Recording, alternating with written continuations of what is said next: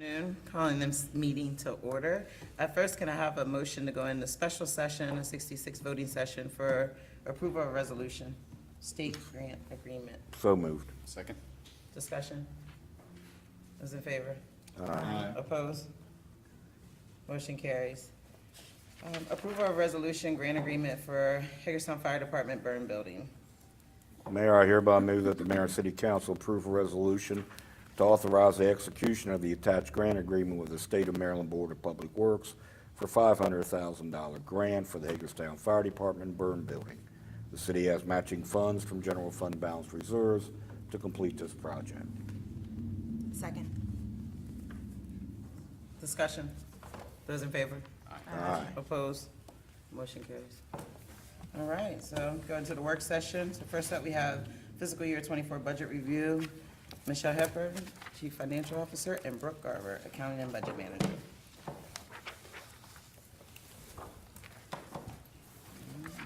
Good fun.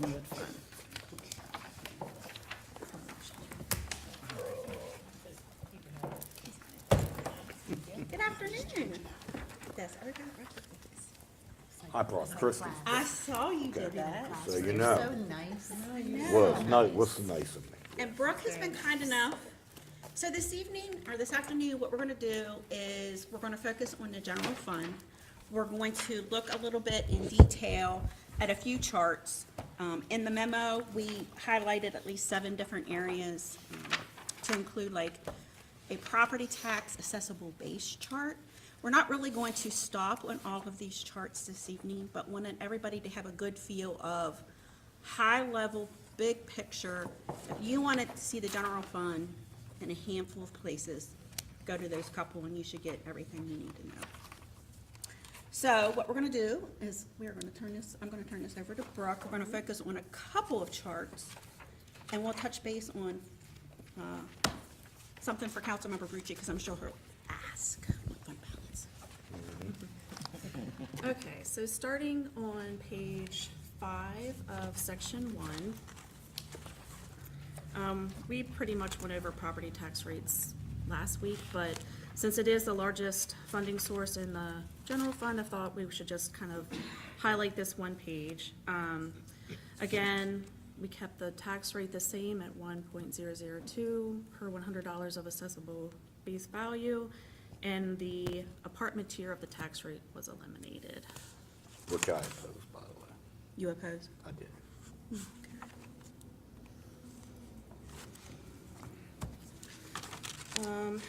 Is there any discussion on that? No, I wasn't here last week for this. You and I had a conversation. We did. before I that. just wondered how, if anybody else Or felt the others? same way, or, yeah. Well, I'll give the reason why I opposed that was because I realized that we did that for a reason, because our assessable base was so low, and that, we had to try to make up some funds somewhere. But I believe that getting rid of that negatively affects us, and probably will in the coming years. But if we kept that in place, we may be able to create some incentives for landlords to improve their properties and be able to, meet some of those things that everybody wants, which is a livable, safe, rental property. That's why I opposed it. And if we take that money away, then we don't have that little bit of a cushion that we could create those incentives with. So that's why I opposed it. So by looking at just the existing tier that we have carved out for those apartment complexes, and the categories are not defined by the city, again, they're defined by the State Department of Assessment and Taxation. It's about $85,000 from the 1.032 where we currently are at, and going back to the other overall rate we have on all other real estate at 1.002. Right, yeah. Okay. Is there others' thoughts on the elimination of the tax tier rate? Because honestly, this is a great point to stop and have that discussion. If others are feeling the same way for the $85,000. Keeping in mind that part of our Invest Hagerstown program, we do have separate programs, and we have separate incentives, and we have, basically, Councilmember Brucci, what I mentioned last night was, when I look at just global, one big combined, and overall, the assessed value of the city, where we are estimating to be with our 7% growth, will be approximately 308,000 for every penny.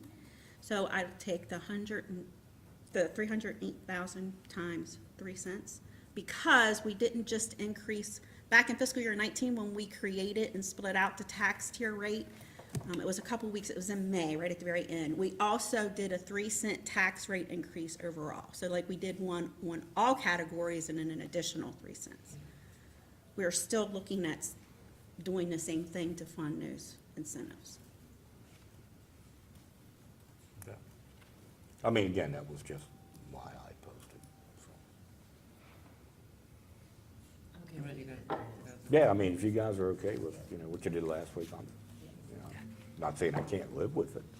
Good with eliminating it or keeping Yeah, it? eliminating it, yeah. I said it, it's not like I can't live with eliminating it. Okay, So the majority is fine with it as proposed, with it Okay. eliminated. Very good. And then the next page is just a chart breaking down the spending breakdown of each tax dollar received. So for every dollar, every tax dollar that we get, if you look at this chart, and this is just operating cost only, this would not include what we are paying for the capital in the project side. So for every dollar we get, 51 cents is going to public safety. It's the largest portion. You see it's in red, and that was page 6. But again, kind of comes back to how is my tax dollar spent? All right, then page 9, section 1 still, appropriation of general fund reserves. The FY '24 proposed budget has almost 1.9 million included. The chart across the top is like a 5-year history of unassigned fund balance, the percentage of operating expenditures, and the number of months of expenditures that equals. Policy is 17% in 2 months. And so where we ended the year in fiscal year '22, because this is often one of the charts that Councilmember Brucci likes to see, is that we're at 35%. When we look in the general fund section, you'll see even at the end of budget year, fiscal year '24, we're estimating it would be at 31%. And that's before we, that's without excluding. We decided at the end of March, at the regular session, to take $580,000 additional from here towards the land acquisition for the parking deck. And in addition, I have another $2 million that I have in the fiscal year '25, utilizing towards infrastructure. So to kind of give you a feel for where we are in the proposed budget and where we're going to land. And those projects include the fire burn building, the steam engine museum, Professional Boulevard, new locations for fire, and City Hall lobby area renovations. So then, moving on to. why are you looking at me that way? City Hall lobby, Well, that's gonna be once, customer service moves out and goes down to North Potomac. Gotcha. Okay. We're gonna, Okay. it'll be a conference room on the one side, the studio will be going in. The studio will be paid for with PEG funds, but the other side will have to be changed around too. all right. Yeah, I had a gap in there somewhere, what that was about. Just give me the stink eye, I just wanna know why you Yeah. give me the stink eye. Yeah, I do. All right, then page 38. This is where we get into general fund revenues and expenditures. Page 38 is revenues, and this is comparing FY '24 proposed budget in the third column to revised budget in the first column, and then over on the right-hand side is your percentage change. And then down at the bottom, we try to highlight either some of the higher revenue sources or some with a high percent of change. So, So the areas with the most fluctuation between proposed fiscal year '24 budget and our current fiscal year '23 budget. so example, property tax, which is our highest general fund revenue source. It makes up 67.1%, excluding transfers, and 64.9% of revenues when including transfers. So 37.6 million, and that again from our conversation last week, is total all property tax. So that's our real estate, corporate personal property, as well as pilot revenues. Intergovernmental revenues have a 41.8% increase, and that's due to ARPA funding for the 2 grant positions, police body worn camera maintenance, and trash totes for city customers. Interest on investments has a 706.6% increase, primarily due to interest rates increasing and consistent cash balances. And then again, we just talked about appropriated use of fund balance at 1.9 million is at 4.7%. Then on page 39, And I will just take a moment, so, and we won't splash to those other pages tonight, but this chart that has the general fund, and it has the revenues, if you literally go to section 2 where the general fund is, you will see a page for every single line, right? And it helps you break it down. So like if you were to look at the income and other taxes, if you went to the general fund section, you would see a chart that shows income and other taxes. You would see the breakdown. You would see that includes things like hotel, motel, enterprise zone, state income withholding. So again, we're trying to maintain a higher level review, but make sure you know where to get the detail. That's why those charts were included in the memo as reference. Sorry, Brooke. page 39 are expenditures. This is broken down by function or department. Again, same format as the previous, comparing FY24 budget to FY23 with percent changes down the right-hand column. Some of the higher or more notable, fire has a 5.5% increase, mostly due to salaries, and some contracted services. Highway, Streets, and Signal Department has a 12.2% increase. Again, salaries, funding vacant positions, and gas costs. Waste collection and disposal is a 41.4%. Again, this is going back to those trash totes, but they are 100% ARPA funded. Debt service is going to increase 18.7. This is with the Hagerstown Fieldhouse issue. And I'm gonna stop us, just if I could for a second. So, on the last two, the waste collection and disposal, again, the trash totes, that's so that, right now, we started, a very initial phase, and that's for different zones. And I know some are here and know what the zones are. I do not. I do know that we are starting with the downtown zone, and about half have been received and distributed. And then we plan on actually doing that for all of our city customers. So it's about 930,000. But another component of the expense increase there is that our contract, even though we are extending it, our contract, we're anticipating that we're going to see some inflationary factors. And I think everybody here, with one exception, will remember when our company, our contractor and our vendor came in just a few months ago to explain how inflation was hitting them, staffing resources, and how trash trucks are impossible to get for like a year out. So all of those factors are influencing that. And then one of the big things that we're going to focus on, I think on the cost side, and we'll do it in a little bit more detail next week, but is the debt service. So debt service is definitely going to increase in fiscal year 24. It's going to be even higher in fiscal year 25, and that is 100% in 24 and 25 being driven by the Hagerstown Fieldhouse. So we will take a step next week and actually look at the project side. And then lastly, unallocated expenses, 27.9% increase due to transfers to the golf course fund and even economic redevelopment funds. So that transfer, so what we were talking, goes back to the Invest Hagerstown program and the transfers that we do from the general fund of as soon as the tax base goes up, we've committed to assigning some of our money for incentives. So for the first time in many, many, many years, our assessable base is anticipated to grow much better than it has. So, of course, what we're going to give for incentives is going to be a little bit more. And then finally, page 40.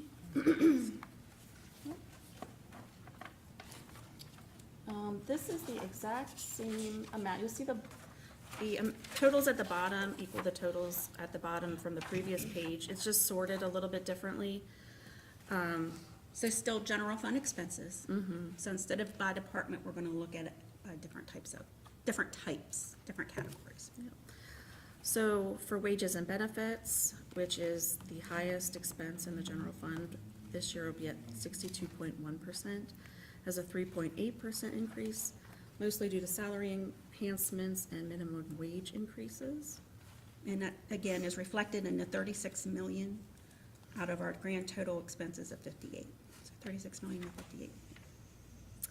Contracted services increased by 14%, mostly due to the anticipated new trash contract. Materials, supplies, and utilities increases by 41.7%, due to inflation, and then the ARPA. The trash is for the ARPA. Professional development is projected to increase by 32.4%.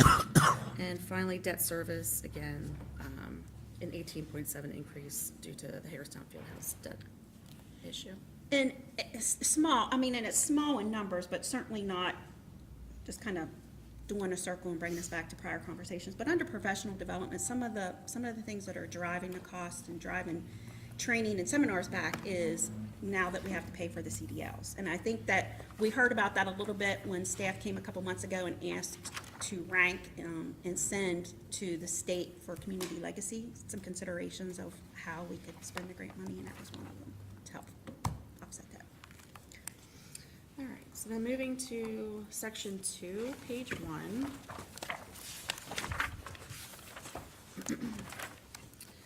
This is the statement of revenue, expenditures, and changes in fund balance. This is a combined statement of pretty much what we just went over. So that very top section is all of your revenues, and then expenditures by department follow. On page 2, if you look about halfway down, excess or deficiency of revenues over expenditures in the FY24 proposed column is 2,124 surplus. And then at the very bottom, this is actually one of my favorite financial statements in the whole book, just because you can see so much detail.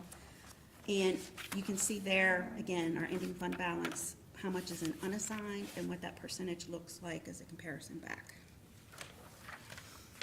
And then the next 2 pages are just charts of the same information. On page 3, the top is a revenue chart showing the property taxes are your largest revenue source. The bottom are expenditures, public safety, which we mentioned earlier. And then on page 4 is kind of a graphic, just to look at it in a different way, but same information. And then we're gonna wrap up this evening, or I'm gonna wrap up this evening, just taking a little bit of time, and I think we have a snapshot of the one page, and I'll apologize for anybody trying to see the screen or seeing it at home. It is very small, and it's because we have so much detail. On this chart, again, is the general fund, and not only does it include just looking at fiscal year 22 history, we also are, so I'm very sorry. We are in the financial projection section in section 6, and it would be page 3. You want to see it a little bit bigger than what's on your screen, because it is very tiny. Like, wait a minute. So you have a little bit more detail here. It's not to the penny or to the dollar. It's instead rounded to the thousands because there's so much information. But we have 2 years of audited history here in the financial projection section. So fiscal year 21 and fiscal year 22. Then we show you current year fiscal year 23, what was in the budget, and then what we think is going to happen, followed by fiscal year 24 proposed budget. But unlike anywhere else, you're going to see an additional 4 years of projections. So where we think we are headed, and again, for the general fund, this first page, this is revenues only. So at the very, very top, you'll see that same 37.6 million we've been talking about in the fiscal year 24 proposed budget. That's total property taxes and where we think we're going to be in fiscal year 24. If we look across, and what I did, it's usually a little bit easier because if you look at charts and you look at our assessed values, year 1, our growth is typically, has been smaller. Year 2 has been higher. Year 3 kind of levels back out and is almost between 2 and 3%. So you can kind of do an average. So when you look at fiscal year 25, gonna do them in years. That would be our second year in our current triennial assessment. So I'm hoping that we would still see a 5.3% increase overall, which would give us 39.6 million, and that would not include any increases to the tax rate. Then fiscal year 26, 40.3 million, and again, because that's the third and final year of our reassessment and things are phased, it's a lower percentage, so at 1.8%. Fiscal year 27 and 28, those are the hardest by far, because I'm trying to estimate where I think our next triennial reassessments are gonna come in fiscal year 27. And I'm hoping, for the best, another 2.6. So if we're looking at fiscal year 25, if we increase and we're up to 39.6 million there, if I come down to the next subtotal, we're gonna see total income and other taxes. It's that same level of detail we were seeing on the prior charts tonight. So 5.8 million in 24 budget. I'm hoping for some additional growth to 5.9 in fiscal year 25.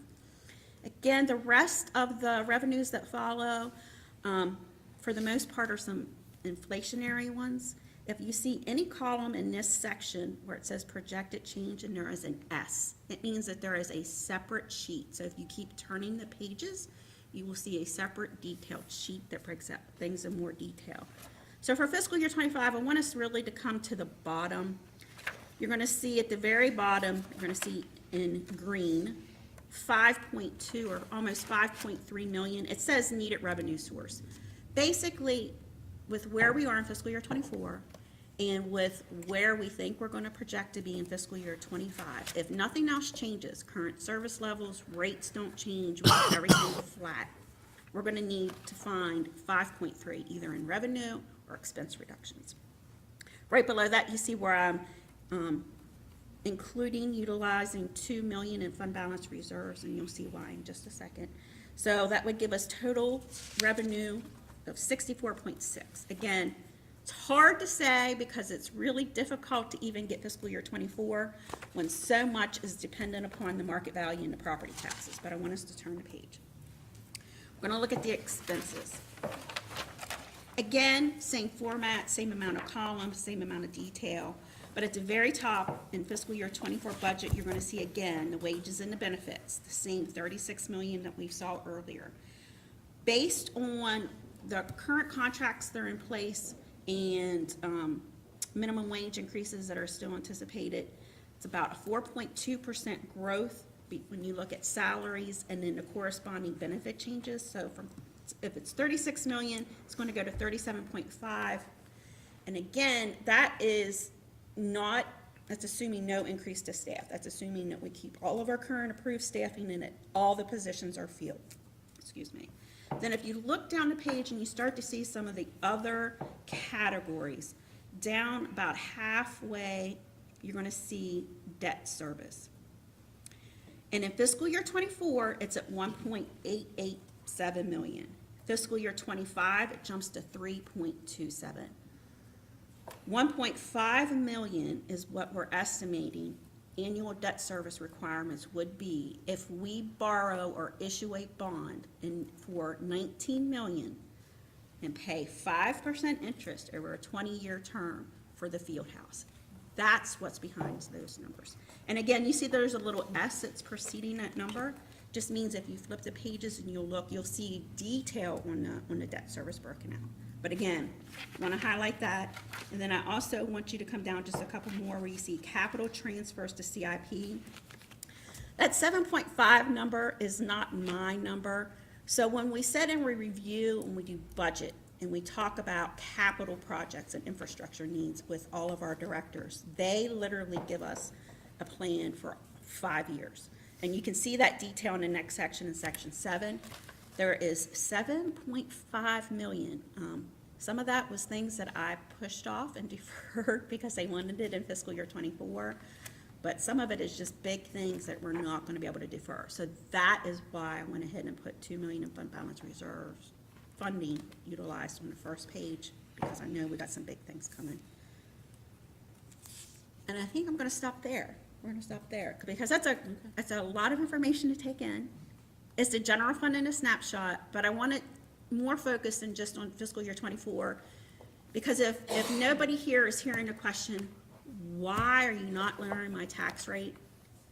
We're not lowering the tax rate because the tax rate in fiscal year '24 is needed to pay for union contracts and salaries and benefits that have already been obligated. It's there to pay for the capital infrastructure. It's there to do economic incentives.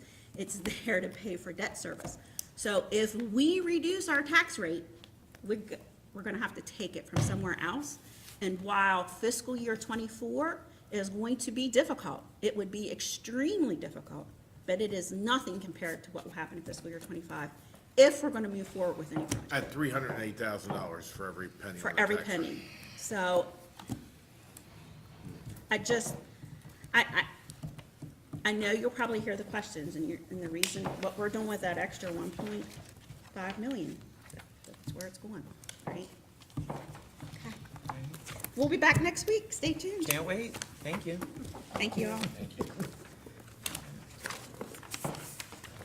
All right, so next we have City Chapel request for exemption from Chapter 155 noise, Pastor Zachary Camp. Come on up to the table. There you go.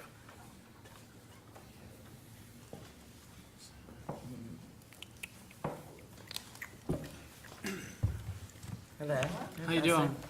I'm good, how are you? Sir, go ahead and tell us about Yeah, your operation. City Chapel, some of the folks are probably familiar with, we did about 2 years of tent church services down, crossing the sheets downtown. And we've taken about a year and a half time off, sabbatical for me. And Ryan's gonna be running a lot more than I am at this point. And what we're requesting is a noise ordinance exemption for select times during the week, all the way to November, and then we won't do much in the winter, so we won't need a noise. And mainly, worship music would be the volume issue, and then vocal, a person talking on the mic. I don't know that that actually breaks a noise or exemption, but that's what we're, Same thing that you've asked for in the past. yes, sir. Okay. Yeah. I kind of missed that happening, so I Yeah. look forward to, Well on my needed. way, yeah, Needed in the area. seeing you guys back out there. Yes, yes, I'm okay with it. Yeah, Excellent. yeah, Thank you. yeah, Looks like it's a Thank yes. you. yep, Yep, thank you. awesome.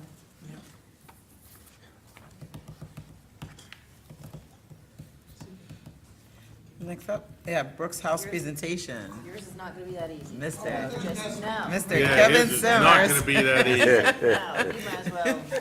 I hope you have a full PowerPoint presentation. There you You go. better. I got them.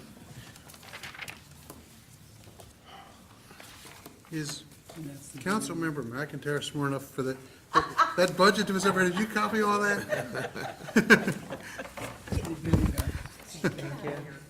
It's a fair question. Hey, you can pass that around, too. Who does that? It was aha. I know. Oh. Here you go.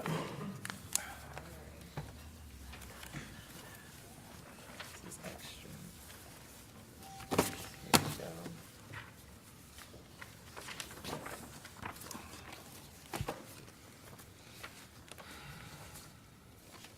We're all ready to go? I think I'm ready. Yep. Well, first of all, thank you guys very much for having us here this evening where we can make our request. I'm Kevin Simmers and the founder of Brooks House, and our clinical director, Frank Vincent, is here with me as well. I don't think it's any secret to anybody here. I think everybody at the table here has the same goals in mind. I think we'd all like to do something about the drug epidemic we have. But how we get there, I guess, is where there's people have differing opinions on how to get there and how to achieve our goal. And I really don't know. I'd like to tell you what works, what doesn't work, but I don't think anybody has that answer. Yet, there's no cookie cutter solution on how we can fix this epidemic. But what we're doing at Brooks House, is we're just, we have fulfilled every promise we've made to the community when we created Brooks House, and we've tried to make access to treatment available for everybody. And we opened in 2019, and our success rate has been really good, and the community has really bought in and supported us from, I guess, men, women, blacks, whites, Republican, Democrat. I mean, everybody has pretty much supported our cause, and we're very thankful for that. But with that success comes a lot more requests, and the biggest request we're having now is, why don't you have services available for men? And why don't you have services available for adolescents? And those are very valid questions, so we are doing something about that. We are opening a counseling center in the South End Shopping Center, where the old Hallmark store used to be. And what our dream is that we are gonna have a counseling center there that is for walk-in, on-demand treatment, which is what, I don't think it exists anywhere in the country, to be honest with you. But that's what we would like to have. You can walk in and you can meet with a peer right away, and you can get a assessment, and you can get, a treatment plan, and we will have services available we can refer you to, hopefully in real time. We will have connections with other facilities where we can go ahead and get you into treatment as soon as possible.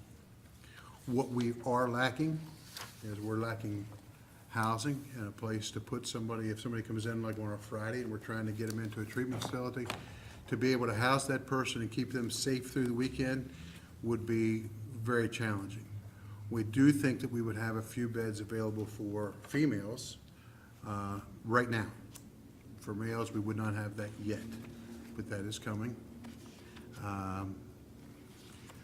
So what we're doing at that counseling center is we're gonna have, we're gonna offer IOP, which is intense outpatient treatment. We're gonna offer outpatient treatment, adolescent counseling, which is really a big one. That's probably the fastest growing problem we have in our county right now, is overdoses in the schools and overdoses with kids. We get a lot of calls for that. We're also we wanna host an NA meeting, a Narcotics Anonymous meeting there. And we wanna give counseling for, men and women alike at that facility on an outpatient level.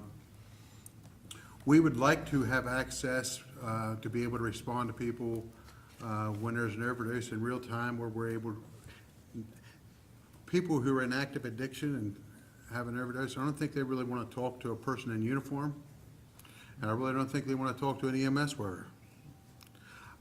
I really don't think they want to go to the hospital, and I really don't think they want to go to the health department. But I think they will respond to peers, people who have less than maybe 2 years recovery, people who have been to where they are and are coming, that can relate to where they are right now. They will respond to that, and they will talk to them. The good thing about having our counseling center at the South End Shopping Center is we're very recovery friendly in that shopping center. We have a coffee shop at one end that's staffed 100% by ladies in recovery, many of which have less than a year in recovery. Many were homeless, going to the bathroom in buckets prior to coming to us, and now they're running the coffee shop. They're handling the money, they're handling the deposits, they're doing it all. At the other end, we have the thrift shop, where it's managed by a lady who's bilingual, which is also very big to help lower barriers to get people into treatment. As you know, people from the African American community or people from the Hispanic community are less likely to get into treatment. And the reasons for that vary, but I think one of the big reasons is, the access to treatment. I think it's gonna be much more appealing coming to the South End Shopping Center, where right now our thrift shop is probably 40% of our customer base there now is from the minority community and from the Hispanic community. And we have a girl there who is bilingual. I think that will help lower the barriers for people coming in. We're also located, you'll see on the picture on my handout there, the counseling center is right where that bus is. So Public transportation is right there, which we think also makes the center more attractive to people who are trying to get out there. I want us to be the go-to for a resource center. When someone calls up the mayor and asks the mayor, you know, I got somebody struggling here, where should I send them? You know, I want the mayor to say, listen, we got good responses and good work at Brooks House, so going out there and they'll at least be able to point you in the right direction. I feel like we've hired the absolute very best people in the business with our counseling team. We got Frank here, who has 107 years of counseling experience at the health department before coming to us, and we have Irene D'Angelo, who is also a retired counselor from the health department with over 30 years service. So, I mean, we've done our absolute best to try to get the best people in the business, and we really think that just treating people with dignity and respect and giving them access and giving them a purpose and giving them a chance for, you know, a chance to succeed, where they create revenue, they have a job. We think those are all reasons that we have been successful. We're not like your ordinary counseling center. We're not like your ordinary treatment center. We do things outside the box. We have a dump truck. We do junk removal. We have trucks that pick up debris from different, you know, for instance, Scott's house was nearly condemned at one point. We had to go out and clean out his garage for him. You're about right.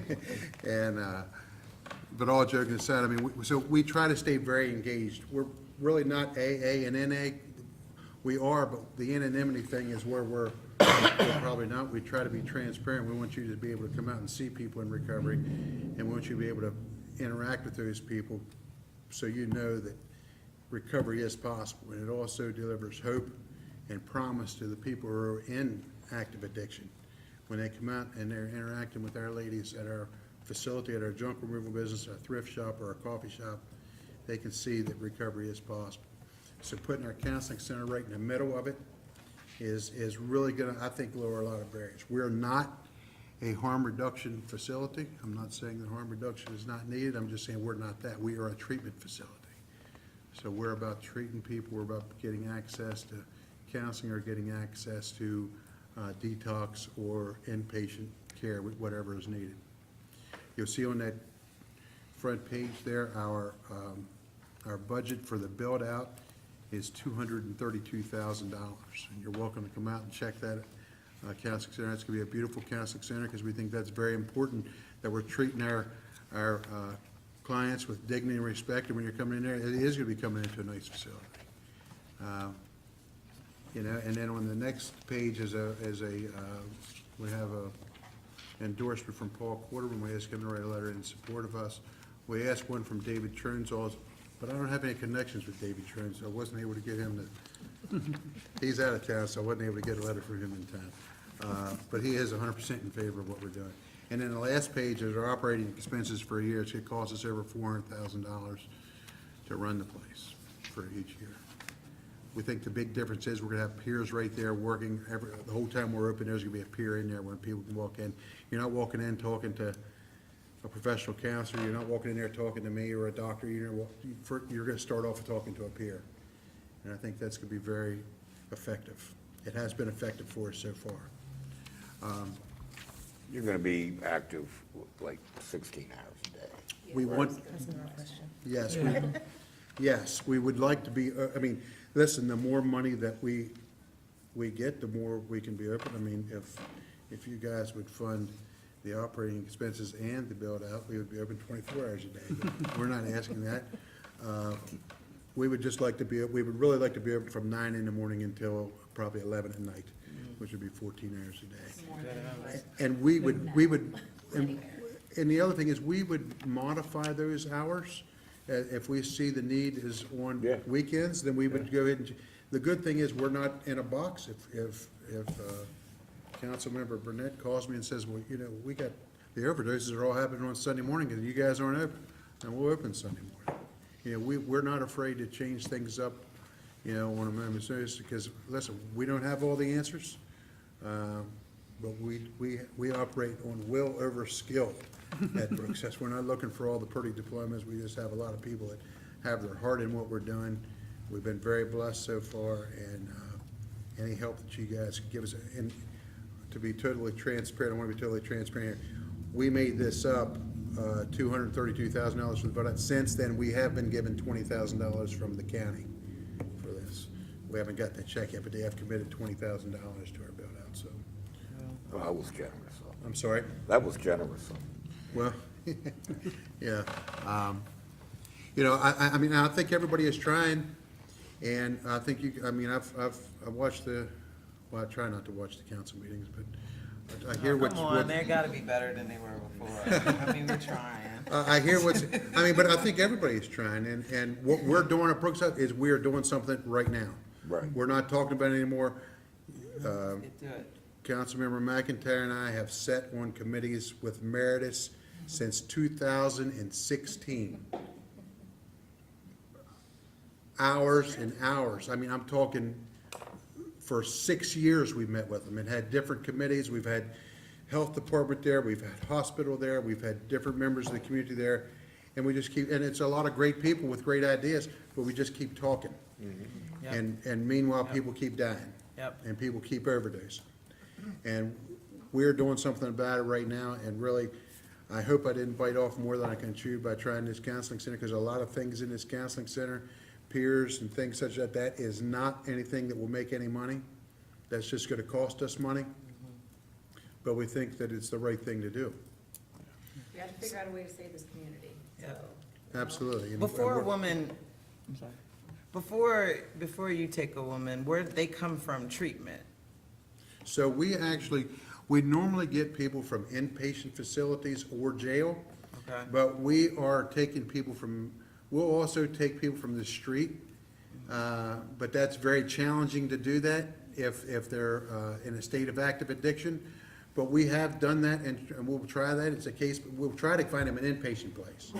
But if an inpatient place is not available, and it's a matter of us rolling the dice and bringing them into Brooks House and taking a chance, or send them back home, we'll bring them in and take the chance.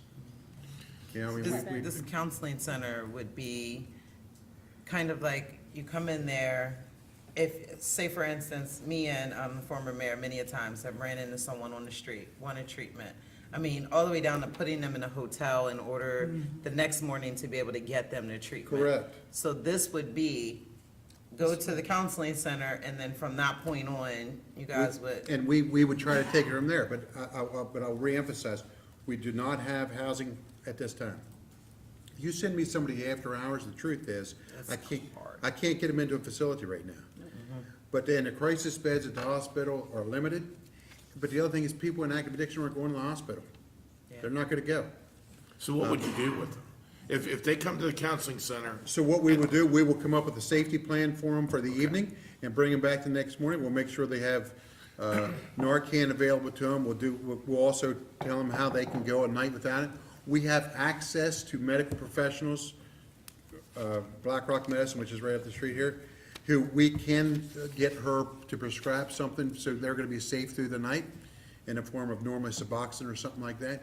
And then the first thing in the morning, we're gonna be able to make the calls to get in. I think once we're up and going, I think that you'll see a lot of facilities that are really opening the doors for us where we can have a direct referral source to them. You know, I've talked to Bob about it. I mean, we're in the process of trying to get a farm. And if we get the farm, we will build beds. We will have those, we're not calling ourselves a crisis center because we're not a medical facility. We're not gonna be able to detox people. We don't have a medical license. But we're definitely gonna be a referral source. We're definitely gonna be a place where you can come and get answers. We're already doing that. I mean, one of the main reasons we come up with this idea, because at our coffee shop and our thrift store, we have a lot of people coming in there in active addiction asking for help from our girls who are working there. You know, it's just, and even at Brooks House, we don't get, there's no revenue generated from this, but our phone, listen, we've been blessed with a lot of positive publicity from international publicity, a lot of it thanks to Councilwoman McIntyre. She was kind of one spearheaded us. But when we open, we get calls from literally around the world, people wanting advice and wanting treatment. So I mean, and that takes a lot of time.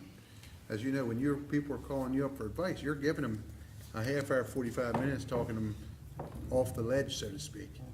And there's no revenue, no pay for that. But when that phone's ringing like nonstop, and people are, we've had people that have driven up to our facility from Florida. We had a lady drive up from Florida and dropped her daughter off on her parking lot at 7 o'clock in the morning and left. You know, I mean, that's not an uncommon scenario anymore. And people coming into our businesses that are in a state of active addiction and are seeking help. I mean, listen, the need is real. Yes. I mean, there's a lot of people suffering out here. Yeah. And, you know,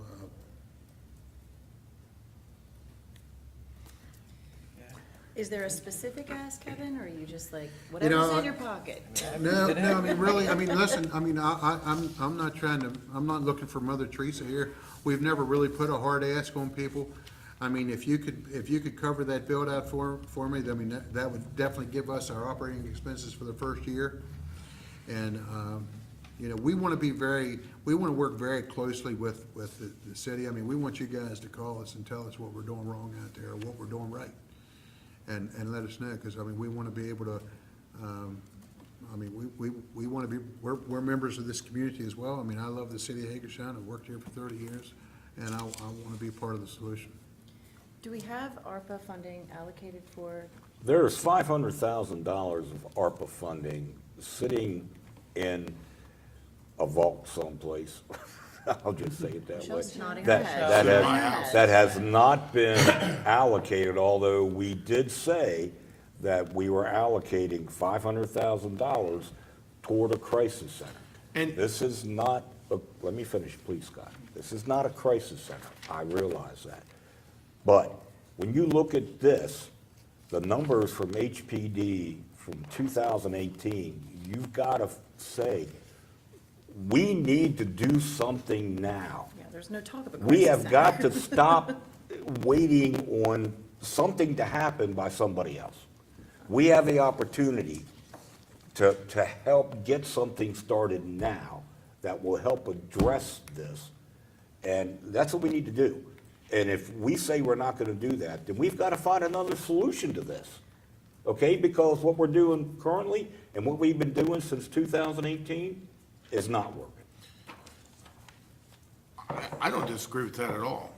I think the thing is, with that money, and it is very frustrating. We heard about it this morning, from business folks downtown, along these same lines. So we've heard it from scads of others. We've talked to a lot of business folks down there that are very happy that we're moving it to this, that we want to have it at the shopping Right. center. And that certainly would be, we're getting to the point where it's either, you know, do it or get off the pot, Yeah, kind we of a gotta do something. situation Oh, yeah, we are with this past money. that. And we have also sat in plenty of these meetings where everybody talks and talks and talks, and then you go back a month later, and it's, you talk and talk and talk some more. So, absolutely, and I think, when do you come in next week with ARPA? Either next week or Yeah. even later. And that is purely your discretion as to what you want to do with that $500,000 that's allocated to a crisis center. Well, no one else is Looks coming. like he's getting ready. Yeah, well, we have, I mean, listen, what we like to say, I mean, we have put our money where our mouth is. I mean, Mary, you visited our facility numerous times, and you see what we're doing out there. I mean, and this is a leap in faith for us to even take this on, because, you know, as a board member, you look at this and be like, you gotta be crazy. Spend this much money and the revenue's simply not coming in. You know, I'll go back to when we started Brooks House. We broke ground out there. It's a $2.3 million facility. We broke ground with less than $100,000 in the bank, and I mean, listen, Dave Ryder just told us we act like we had money. Yeah. Just look like you have yeah, money. how, I was like, and how we made it through okay, it. It's all paid, we're debt-free now, but I mean, and the reason we are is because the people in this community, they want something done. And they stepped up and they did something for us. And they donated their time and their money and their services. And people are still relying on us to keep doing more. I mean, we are getting requests from clearly all parts of our community all the time. And we are doing our best to serve the needs of our community. And we think that this here, you know, listen, this is not gonna cure addiction in this community, but it's definitely gonna have a resource where people can come out there in real time right now and get help. We obviously can't take people in there who are intoxicated, who you can't, are not coherent, that we can't talk to. But people who are presently in active addiction or using, that used this morning, can definitely come out there and talk to us, and we can kind of point them in the right direction. Michelle, were you getting ready to say something? No? Okay. She was gonna say there's $500,000 sitting Well, somewhere. but we have to make sure on the federal guideline side of it, that money That's what I thought she was is gonna say. going, we can't just say, here's the $500,000, put it in the account and write checks as you go along. It has to be on a project basis. I'm sure we could probably figure that out as to, you know, as based upon the project that I would consider what you're doing in South End a project. We would just have to discuss the nuances to make sure that we are following federal regulations as to where that Just ARPA, check those boxes off, right? how that ARPA money is Right. being used. If I could just curiosity for me, one of the biggest things we hear in these meetings is that nobody can find the help, okay? What do you mean, find the help? Nobody can find the staff to be able to deal with what needs to be dealt. Correct. And you're talking, I think in here you have 2 peer counselors, and I think there was one other position. Where are you gonna find, are you gonna take them from Brooks House. Brooks House? Correct. Do they have to be, They are not gonna be licensed peer professionals. okay, They're not. Being a licensed peer, you can become city administrator easier than you can become a licensed peer professional. there you go. You know, so what we. You don't will- want me being a, What we will have is we have people out there who have come through our program, and they have had some training. They have not been an actual licensed peer professional.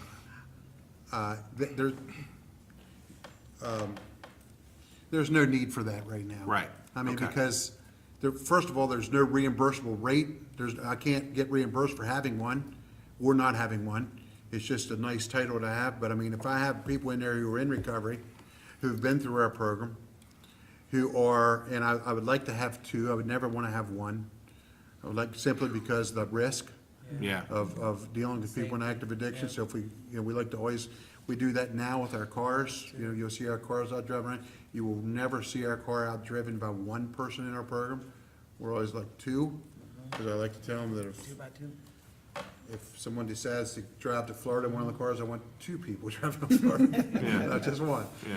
So, but we've never had that problem. I mean, we've been very blessed, Scott, as far as our facility. I mean, we do not have relapses in our facility. We do not have fights in our facility. And when we tell people that, I don't believe it. that's unheard of, because there's no place, there's no rehab facility you can go to where you don't have fights, you don't have relapses. We just simply, we've been open since July of 2019. The number of relapses on the property has been 1, and that was with vodka. 1. The hell, anybody could do that. It just, Is it hard? So where do most individuals that enroll at your facility, where Where does they that coming client base come from? Yes. Like Meredith or? yeah, that's a good question. So, most of our girls have Hagerstown connections. Unfortunately, that could be, they copped here. They might not be from here. They're from, we've got one right now, I just talked to this morning from Berkeley Springs, and this is where she come to cop. But we get most of our referrals from inpatient facilities, and those inpatient facilities from Delaware? we got a place in Delaware that is a feeder program for us. We got Mountain Manor in Frederick. We got Awakenings downtown. We got, Orinda? we get a lot from the court system, from Washington County court system, we try to get people from, we really try to stay Frederick County West. And the reason for that is because we do when you're at Brooks House, you're not allowed to have a vehicle. So we provide all your transportation to and from any legal appointment. So we just transported a girl to Dallas, we don't, I mean, Philadelphia. We just took a girl to Philadelphia for a court appearance. That's very expensive, because that's nothing we make money on, that's just simply through fundraising and money from our social enterprise, we're able to do that. So we try to stay from, I'm gonna say Howard County West, but we'll take them from anywhere. If somebody comes in there and they're in need, we help. I mean, we've had a girl show up from Chicago that completed our program, saying we also then give her a ride home to Chicago.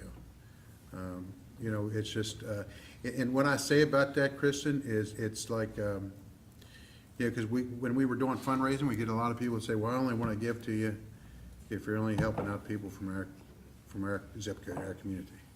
Yeah, I don't think that part concerns me.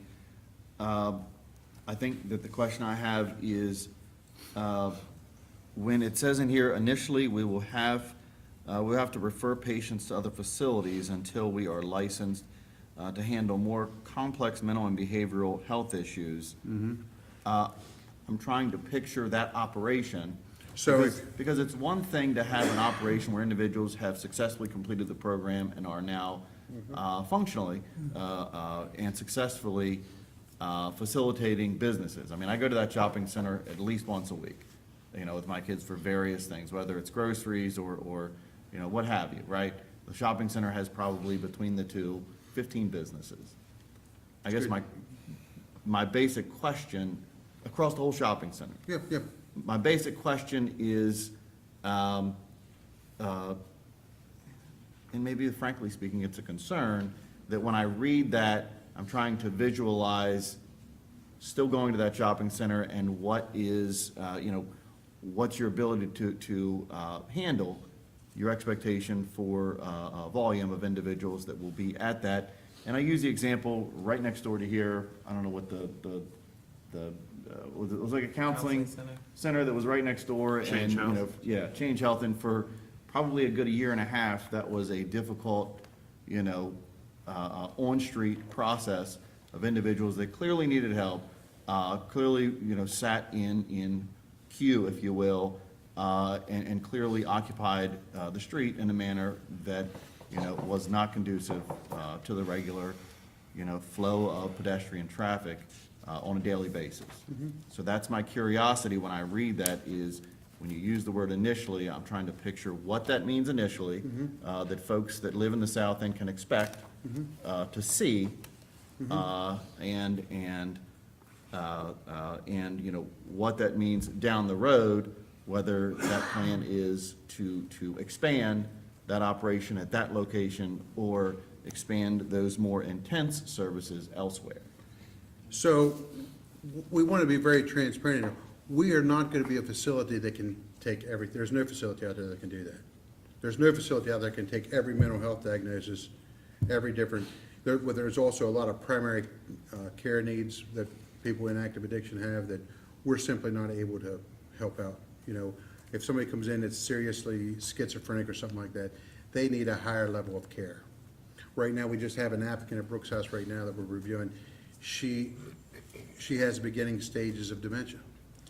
We're not equipped, we're not a medical facility, so we cannot do that. So if someone like that come in, we would do our best to find a facility that would accommodate that. So that's what that means by initially. As far as people, you know, what would that look like in the shopping center? If you've been to that shopping center, you see that clientele is already there. I mean, we have a lot of people there right now in active addiction, and a lot of people right now that are alcoholics that are hanging out there right there in front of the shopping center now, so I don't think that's gonna change anything at all. The shopping center owner is 100% in our corner. He is this guy has done absolutely everything to support our cause. As a, you know, so I would say this, it's almost like building a hospital. That doesn't mean, because you're building a hospital, that's not where all the sick people are hanging out at on the outside. You know, so if that's what you're asking, if that's what the picture's gonna look like, we're gonna have because we're offering a counseling center there, or for people to come in for, you know, to get referrals or to get information, if you think that we're gonna have a line outside of people outside of active addiction and needles laying out on the sidewalk and people who are intoxicated laying out there, I don't think that that's gonna be a problem. I'm sure that that's not gonna be a problem. But how I can guarantee that, I mean, I can't guarantee that to you, I mean, because we have that problem downtown Hagerstown. We have that problem at South End Shopping Center now. I mean, we have that, I mean, tell me where we don't have that problem. And so, I mean, but all I can say, we're gonna have part of the solution there. We're not gonna be part of the problem. We're not bringing the problem there. We're bringing the solution there.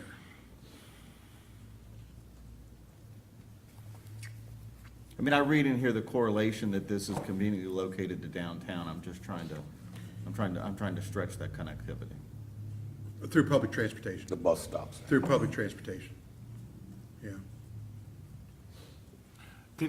Having that centralized knowledge too, to know, just like you said, if the mayor had someone in active addiction that she needed to refer, or any of us, there's like a location that is Yeah. open past 4 o'clock. And Kristen, the other thing that would, I mean, our goal would be, and eventually if our fundraising continues to go the way it has been and we have the community buy-in like we have been, I mean, we would have a van on the road to do transportation for people. Because we do that now. When we refer people to places, we transport them now to the inpatient place. We transport people to Pathways in Annapolis, we transport people to Mountain Manor, we transport people to Orenda, which is up in Sabellsville, we go to Cumberland. So we're already doing a lot of transportation. I mean, that, perfect scenario, that's what it would be. What do you feel like If I sets, can, I just want to ask you something back, Kristen. So this would be a place, and we're not, this is just a hypothetical question. We're not gonna be a place where you have a bunch of people in active addiction hanging outside the facility. But if we were, if this was let's say we were able to offer, walk-in, on-demand treatment, anybody can come in anytime, and we're giving coffee in there, and we're a resource center, where should a place like that be located? I don't know, but I as, as a council member for the city, I think it's my responsibility to ask those questions. Right. When you attempt to locate a facility in arguably primarily residential area that's far removed from the urban core, and you have, Well, you're not calling us a residential facility, South End Shopping Center? I definitely think if you're talking about downtown and this location, you clearly have to go through a significant area of residential neighborhood Right. between the two, right? Right. No different than when the clinic was located down off of. King Street. No. King Street's a different story. The one outside of the city that was down, I want to say Kemp's Mill area. Okay, right? yes. And you had like story after story, weekend after weekend of folks walking through yards and so. Different I hear that. facility, I'm yeah. just trying, it's my responsibility, I think, to ask that question. Absolutely. As both a person who lives in that neighborhood, right? A council member for the city, recognizing that there are multiple locations Mm-hmm. of similar nature and activity. Absolutely. And services. And, what that does mean to the businesses that exist in that area that are frequented regularly now, what that dynamic will be and how it will change. What I would tell you, I would ask you to take into consideration our reputation in the community already. And I would ask you, and I would beg you to go out to the South End Shopping Center and talk to any business in that shopping center and ask what they think of Brooks House. Ask what kind of neighbor we have been. And the houses that we have 2 houses located out in the Oak Ridge community. When we first opened our house in the Oak Ridge community, we had neighbors who were signing petitions and everything else to keep us out of the neighborhood. And now they're bringing us cakes at Christmas and cookies and everything else. We mow our grass twice a week, everybody else mows there once a week. The shopping center, we go out, we have a AA meeting every Wednesday night. Every girl in the AA meeting goes out with trash bags. We police the entire parking lot at the South End Shopping Center. Nobody pays us for that. We just do that because we want to be good neighbors. Shelley, you wanted to say something? what do you think separates this counseling center from the other ones that are available, minus the hours? Yeah, None of so- that. Go ahead, Can I Jim. take that? Like, I worked Yes. at the health department for 30 years and retired and worked private practice with another treatment provider. And I think the big separation is when you walk in, we're gonna be able to assess and refer. Even though it's not a billable service, a lot of places, it's, you know, you need to get that resource, that income. But when someone calls us, we're on the phone a half hour, an hour, but when you're done the conversation, you have a referral. You know where to start. You need to start at detox or inpatient, and it'll be our goal that when you come in the door, we have an assessment, and you leave with a referral, or you're involved in IOP or OP with us. If you got peer recovery there and you got a counselor there, you'd be able to staff accordingly. In this field, all too often, someone comes into treatment on Monday because they feel like now's the time. Come Friday, now's not the time, and they're not coming back. So you gotta meet that need when they're ready. And being able to real time sit with someone, treat them with dignity and respect, and connect them, even if it's not Brooks House, that's okay. 50% of my calls, it's not Brooks House. It's inpatient or some other facility. But you get on the phone with a mom or a sister or a family member, and they're looking for help.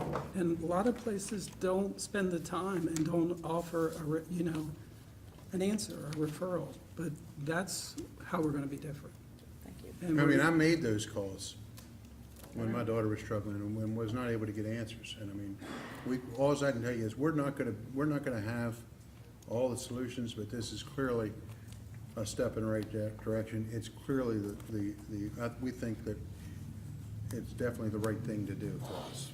We've been saying for years that we are gonna treat people with dignity and respect, and we're not interested in money, and we're not here just to make money, but unfortunately, if you don't have money, you can't turn the lights on. You know, so we gotta make money, we gotta do fundraising, and we have cut back on fundraising simply because our thrift shop has been very successful in our coffee shop and our junk removal. So we use that money to help pay for these services that we wanna offer. One other thing that we have, when we're talking about staffing at Scott, part of our program at Brooks House is when you graduate, you go to our transition house, you are still obligated to give back, and you have to work so many hours a month for Brooks House.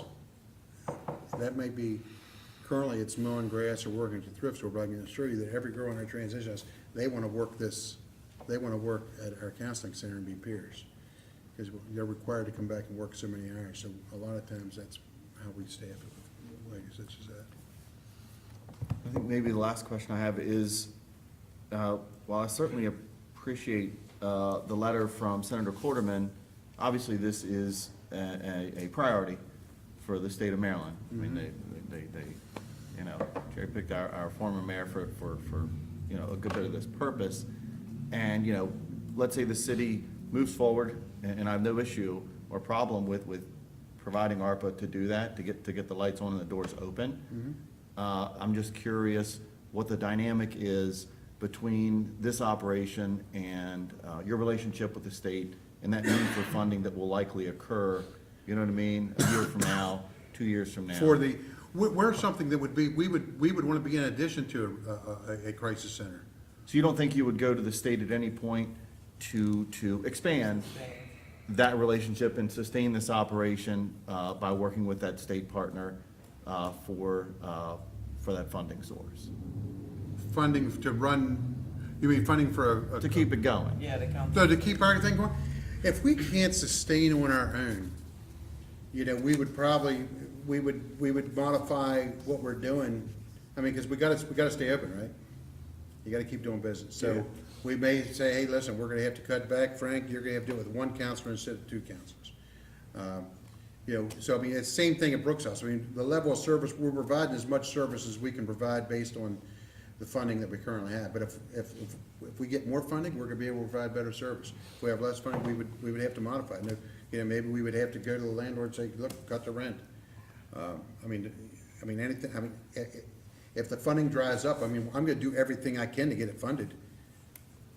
Would I ask the feds or the state or the city or the county? Yeah, I'd keep asking.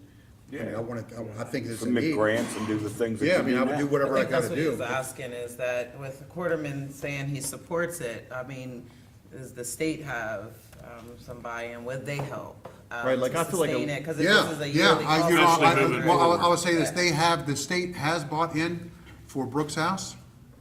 I don't, and I feel like that they would continue to buy in. I mean, the feds have bought in. We're riding around that Mack truck that the state bought. The OOCC purchased our junk truck, so we can go around and do junk removals to give our girls purpose and create some revenue for them when we go out and do that stuff. So the state has bought in already. Would they continue to buy in? I mean, I don't see why they wouldn't. That would be my question, especially if we were able to help get the doors open with funding to get things started, is kind of what it would look like for you guys to keep this, $423,000 a year operating, to keep it going, in addition to everything that you guys are already doing for the Yeah, community, so. yeah, I think, I mean,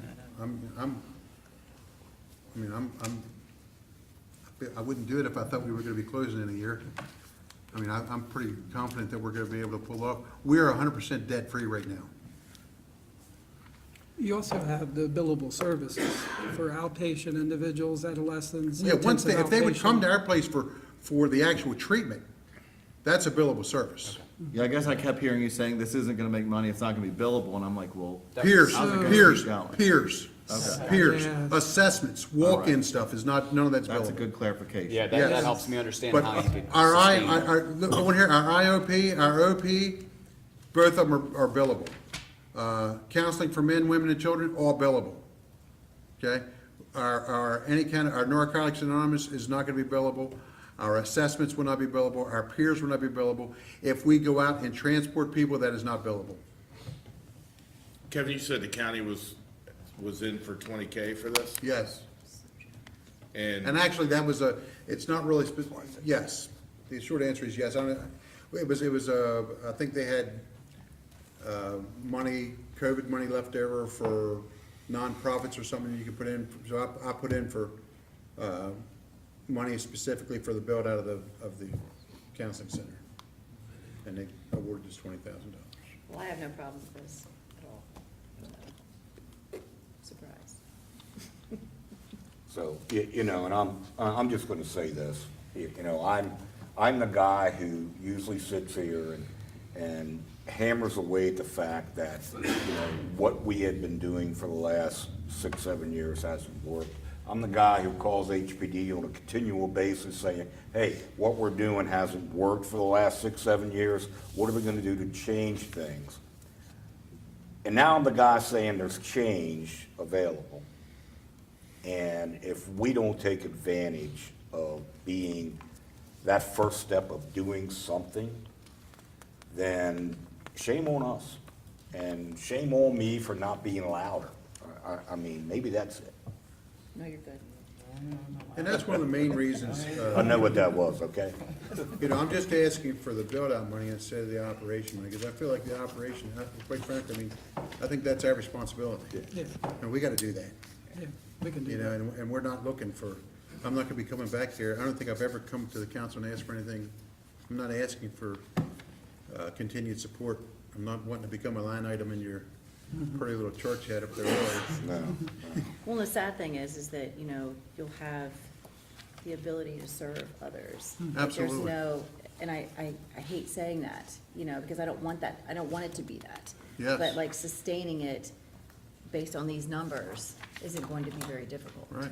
And that's sad, but I agree And I that think you've had- something has to be done. Yeah, and I think the numbers are, we have almost 50 overdoses in the schools in the last year. I heard that It's number. just unacceptable, so. And we're located right there across from South High, across from Antietam Academy. I mean, I think we're gonna be very excited. And, I think the key to access to treatment is to make yourself Accessible. accessible. Right. And make yourself inviting, where people in active addiction, that's our clientele. Like when at our coffee shop, I encourage people, we want the felons, and we want the unemployed, and we want the people with poor work history and active addiction. That's who we want to apply to us. That's who we want to employ. Quite frankly, I think our employees are better than your employees, and all of our employees are felons. Used to be and that. Women, Yeah. and people of color with criminal records and no work history, and they are knocking it out of the park. we're already licensed for adolescent treatment too. That's So good. That's great. That's really great. We just started I that. think We that's have some- about 12 or a huge 15 missing people. link in this. Yeah. That's huge. Well, Madam Mayor, I suggest that we get these guys with Scott and Michelle and figure out if we can check off all the boxes. That's what I Can do that. suggest. I'm fine with that, yeah. Yep, absolutely. Do it then. See you at the coffee shop. All right. Good place to meet. Yeah, good call. Bring you some fudge. Come out and get some chocolate. Nah, I don't need any chocolate. No, he doesn't. Just the chocolate. Oh, did I say that? I'd lose my girly figure if I had any more chocolate. I don't drink coffee. Listen, but before I Judy's leave, chocolate. I do want to thank you guys for everything you're doing. I mean, I know that what you're doing, I know that your goals are the same as mine, and we all want to get there, you know, we all have our own path for wanting to get there, but I mean, the goals are the same. And, you know, I know that what questions you guys answer every night, and answer on the street are not easy, but, you know, thank you very much for what you guys have done as well. Thank you for what you Thank do. you. Thank you for everything. Both of you. Thank you. Thanks, good to see you. Yeah, good to see you. All right.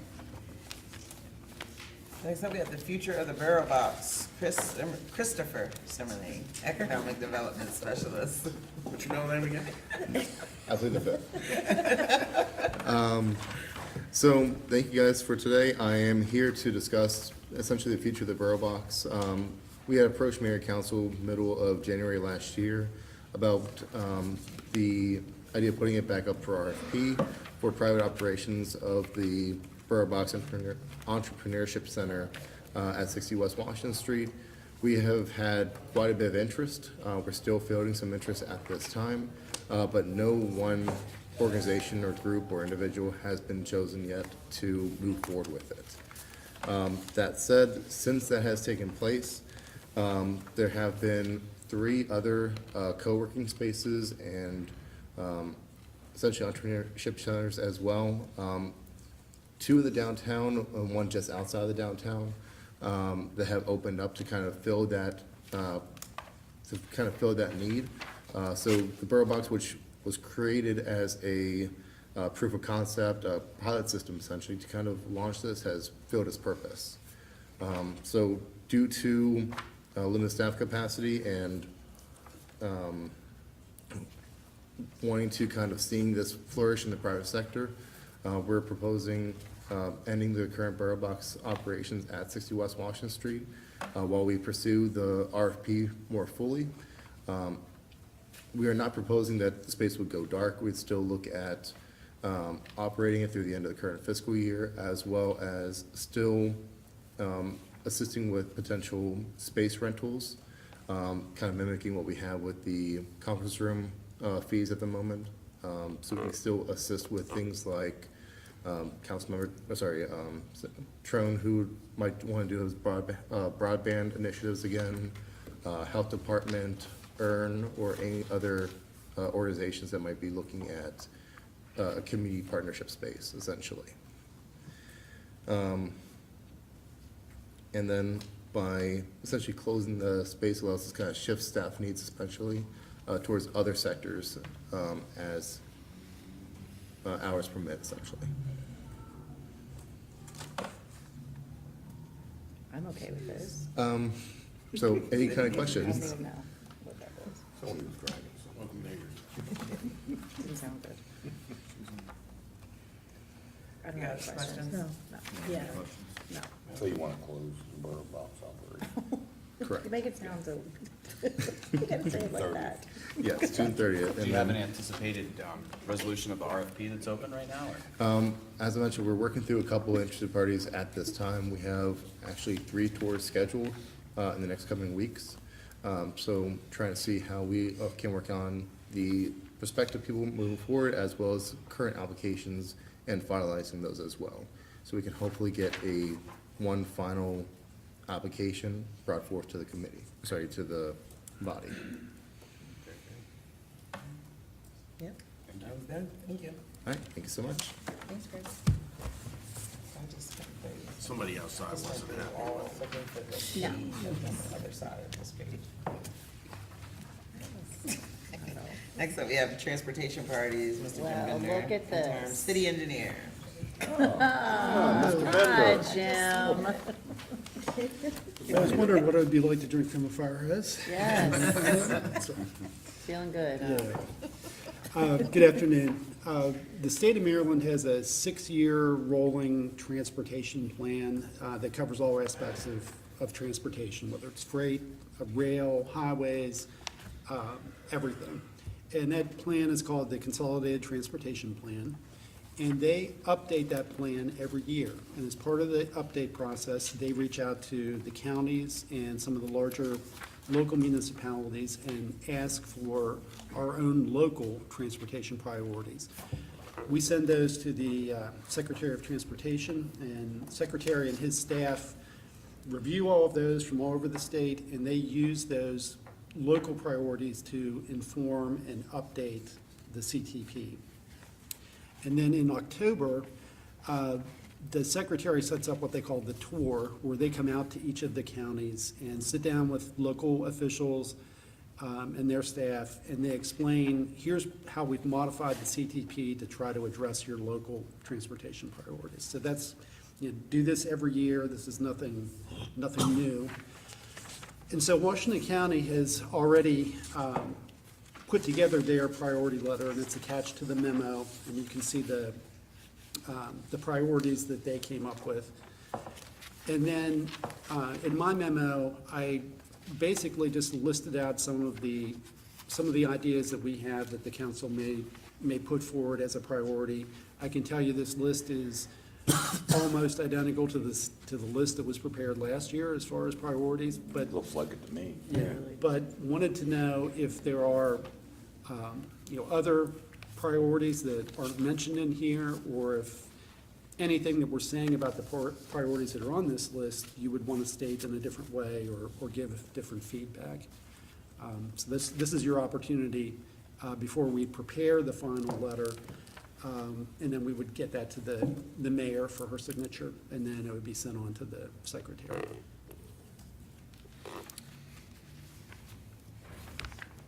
You guys good? I don't have anything additional. I'm good with it. Just a 30-second soapbox on item number 3.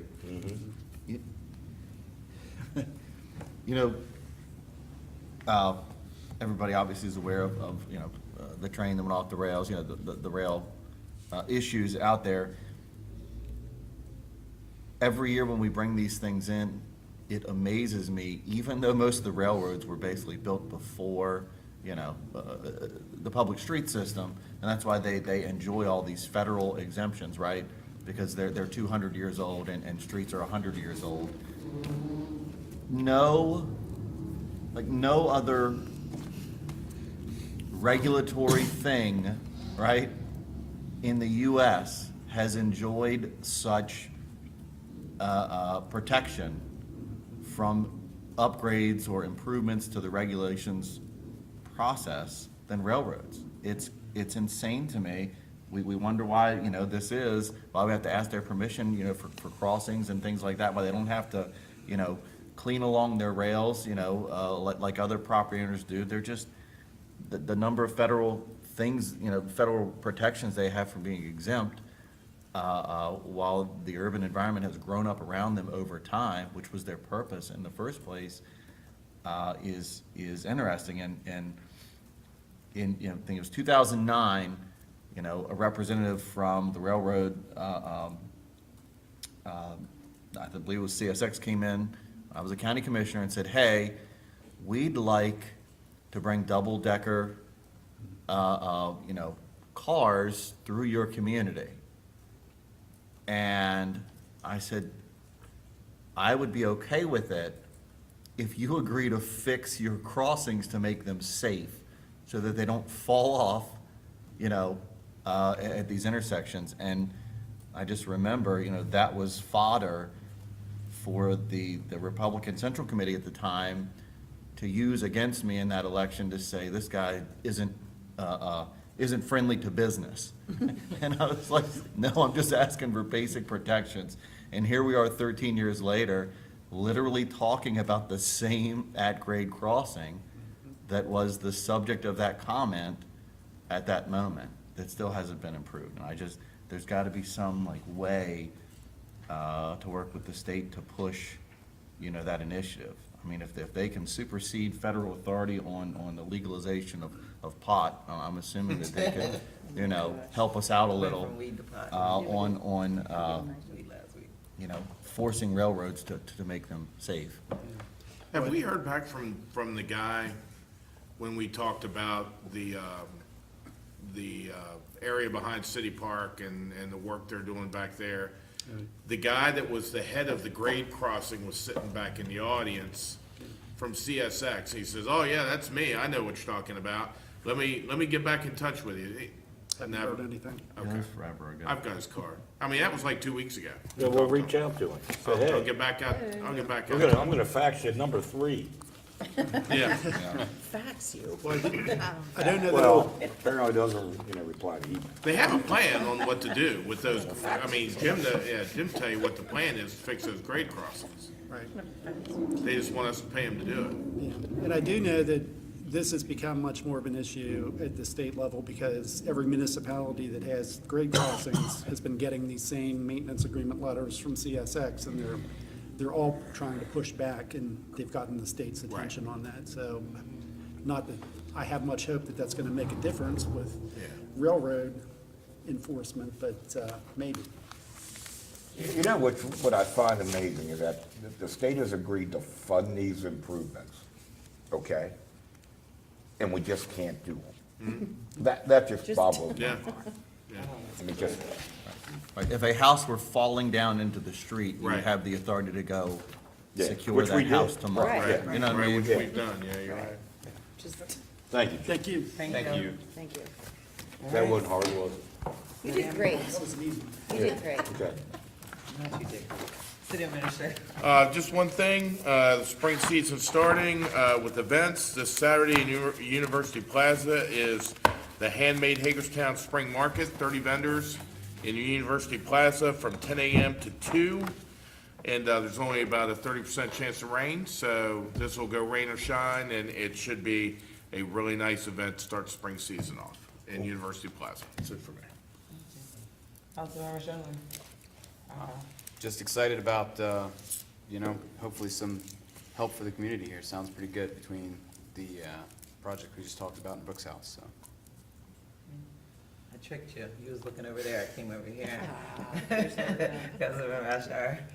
So, I mean, to the point, we can't continue to be unfortunately quiet about the dirt bike issue, and we literally hear them every Tuesday outside of our window.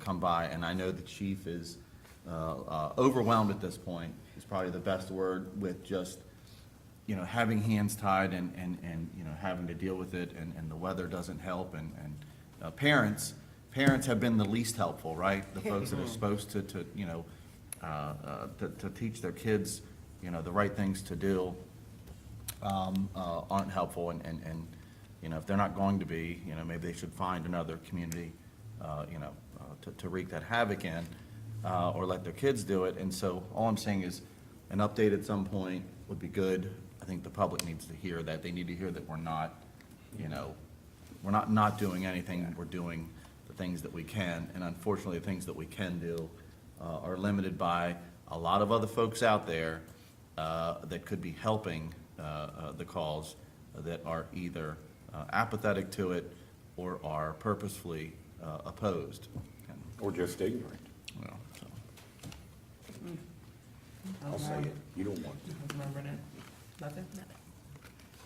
Councilmember Brucey. All I'll say is what Kristen said is, chief, there's help coming in there. Yes, sir. Okay, there you go. There is help coming. There's still coming. That's it. I don't have anything. All right. Well, I just want to say congratulations to recruit class 2301 of the Hagerstown Fire Department. I had the honor of swearing in 6 new firefighters, Altman, Leeper, Pose, Herbert, Lesher, and Morani. And I just want to say congratulations, and definitely for Chief Lore, fighting for and wanting, I don't know if he fought for it, that might have been the wrong word, I'm always thinking of fight, but maybe he wanted, you know, advocating for firefighters to be sworn in. And so it was a great honor to swear in 6. And then also Hagerstown Police Department. I just think that your Facebook page and the updating of it helps keep the community being able to see that the police are doing something with the issues that we have going on. And I really, really like the last one that I seen that said, if you're in our community selling drugs or causing harm, we're coming for you. Yeah. And I really, I appreciated that. So just wanted to shout that out. And then again, thank you Senator Quarterman and Delegate Grossman for a successful, I guess it was successful, closing of their session, and welcome home. And can't wait to meet with you, and, yep. So with that, Well, we not are- all of us are as happy as you are. with that, we are adjourned.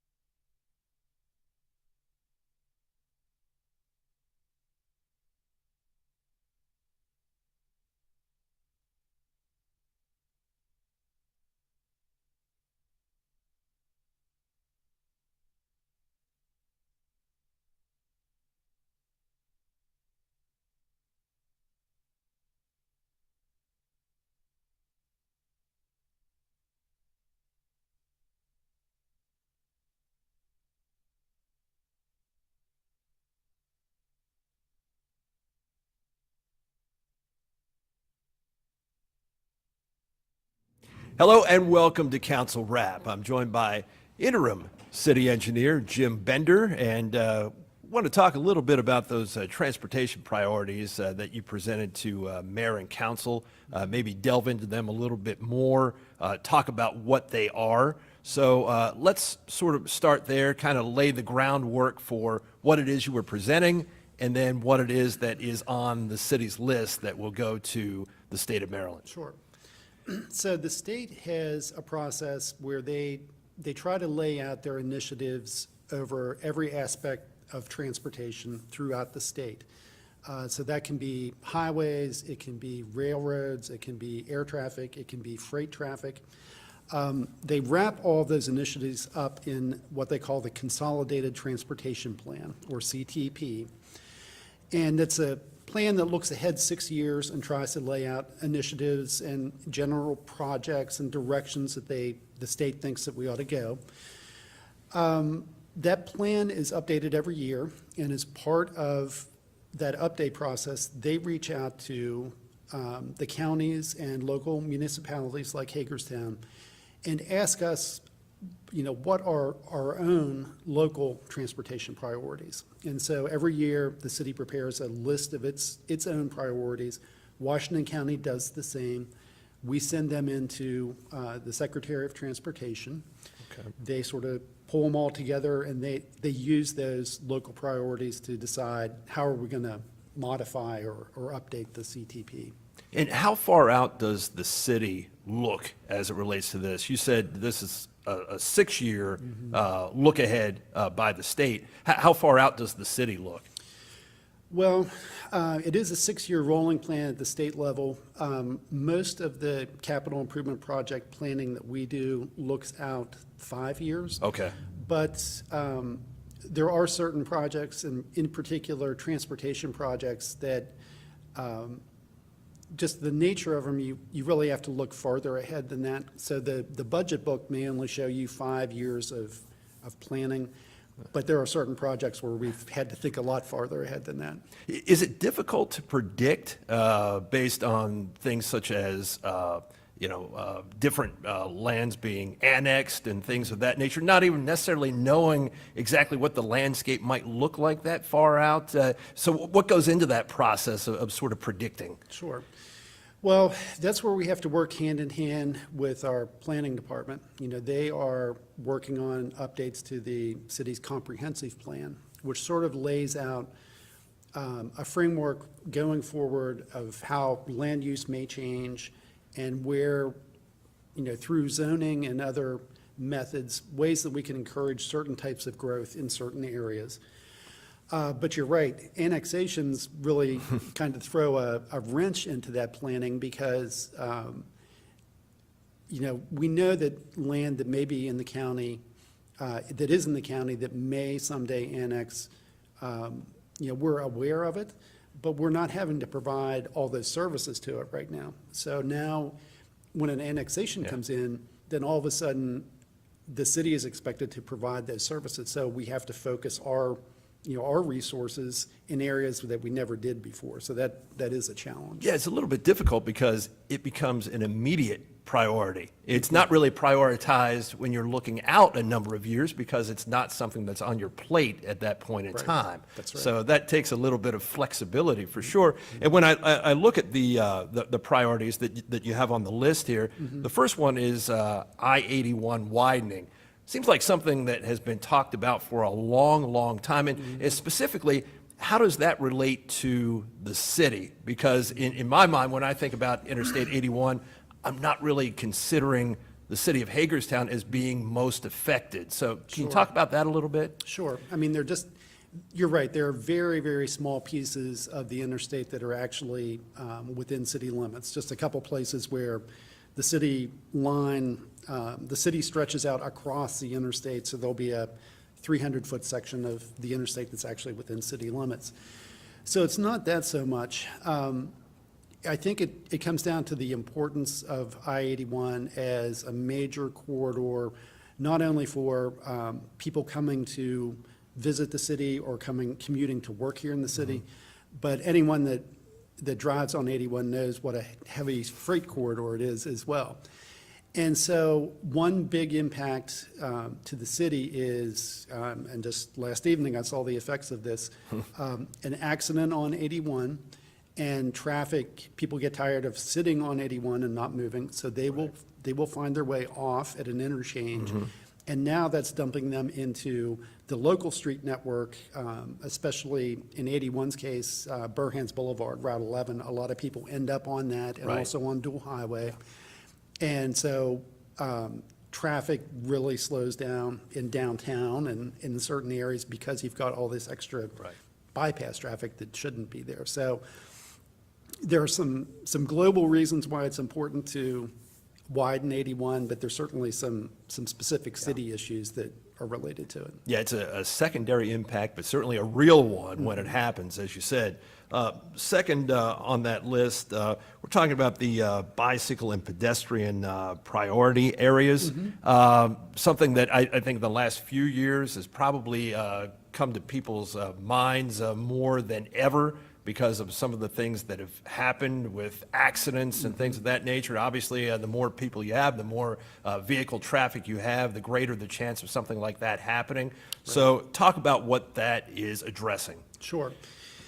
There are actually two sort of related separate priorities on this list that both have to do with pedestrians and bikes. It's the first one, the bicycle and pedestrian priority area, was a study that the local metropolitan planning organization helped put together that looked at pedestrian issues, safety issues, and bicycle issues, mainly concentrating in the downtown area and heading east toward Dual Highway. And that study came up with a list of recommendations for improvements that could be made to try to address some of those safety issues and to make things safer for pedestrians and for bicyclists. And working with the state, because Washington Street and Franklin Street through town are actually Route 40, so they are still under the state's jurisdiction. We've been working with the state to try to implement some of the recommendations out of that plan, and that's going to continue. I think the state had to put some of that work on pause, and I'm not exactly sure why it was put on pause, but we just had a meeting with the local district office of State Highway, and they say that they are going to revisit that now. So some of the improvements that it was speaking about hopefully are going to come to fruition here shortly. The other sort of related issue is the sidewalk system along Dual Highway. And for years, there has been concern about pedestrian injuries and fatalities because people are trying to cross Dual Highway to get to a sidewalk, or they're crossing in areas that they shouldn't really try to cross. And the State Highway has listened to us on that, and they have already made sidewalk improvements basically from Cannon Avenue down to Eastern Boulevard. So there's a continuous sidewalk system on both sides of the road there. And the state is actually moving ahead with an even more extensive sidewalk construction or plan for construction, which will extend sidewalks on both sides of Dual Highway from Eastern Boulevard the whole way out to All-Star Court, which is almost at Interstate 70.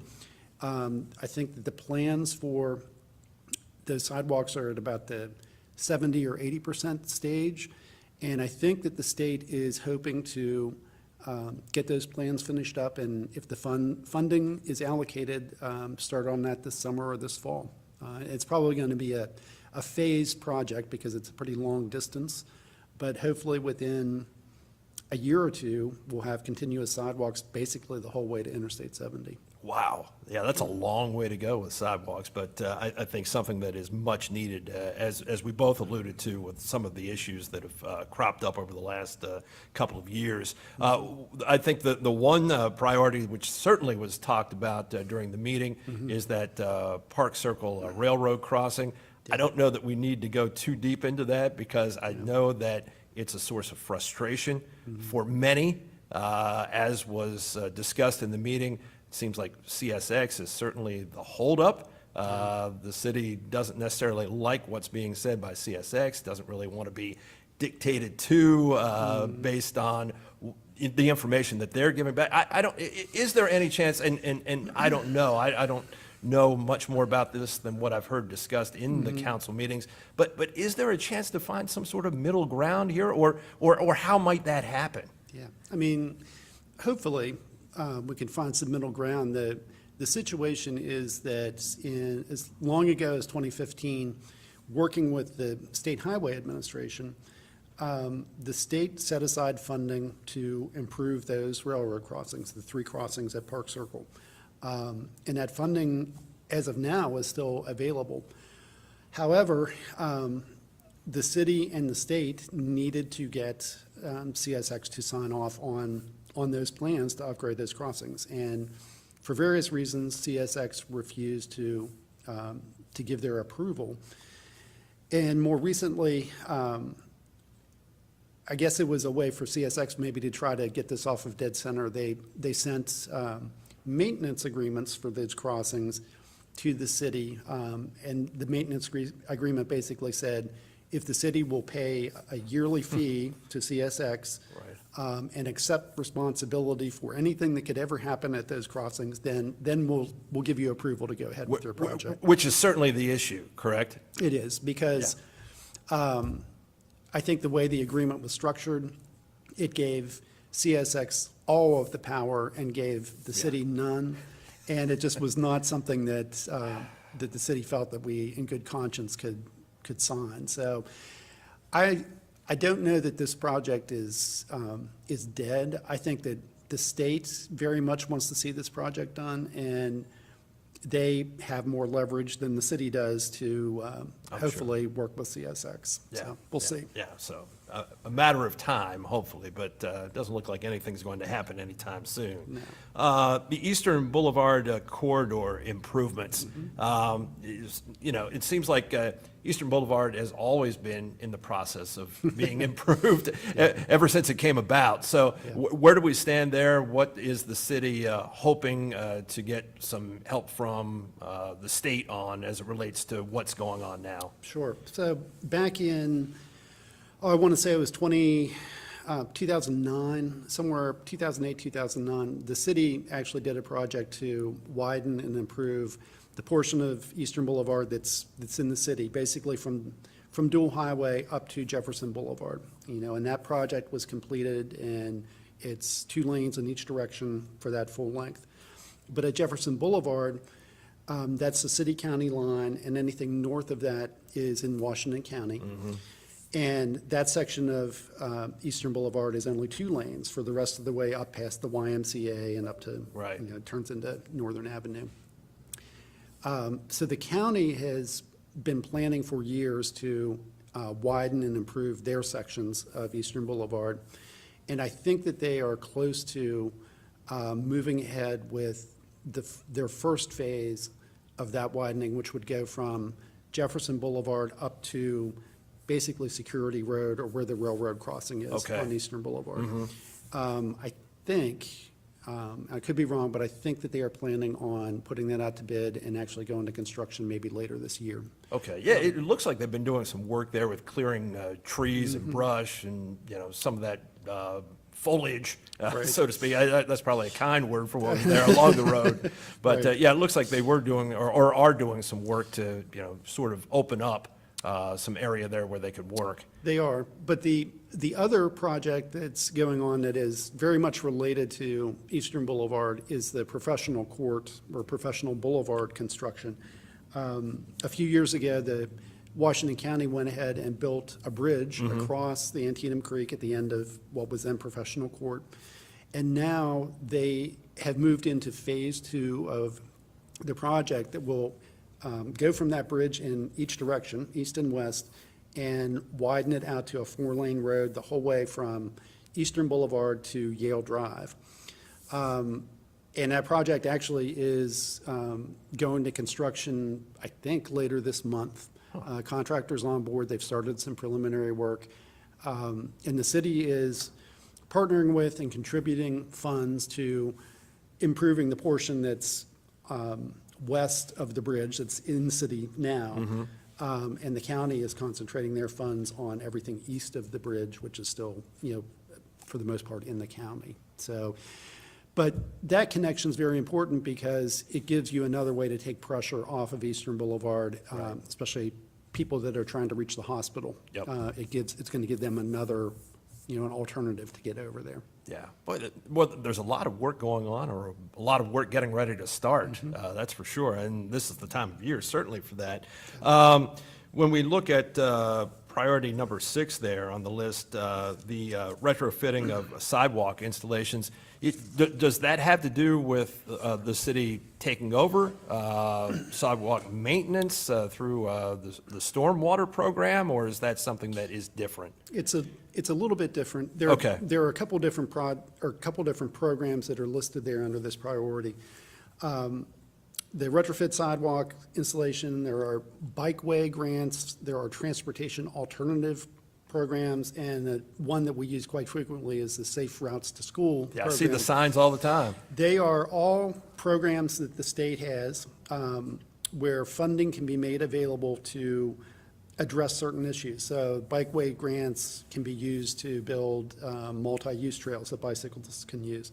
The Safe Routes to School program mainly concentrates on improving sidewalks and traffic signals and things that are in proximity to a school. Okay. And there is a project that we are hopefully moving to design, actually here at the intersection of Potomac Street and Baltimore Street, that we're hoping will be funded out of that Safe Routes to School program.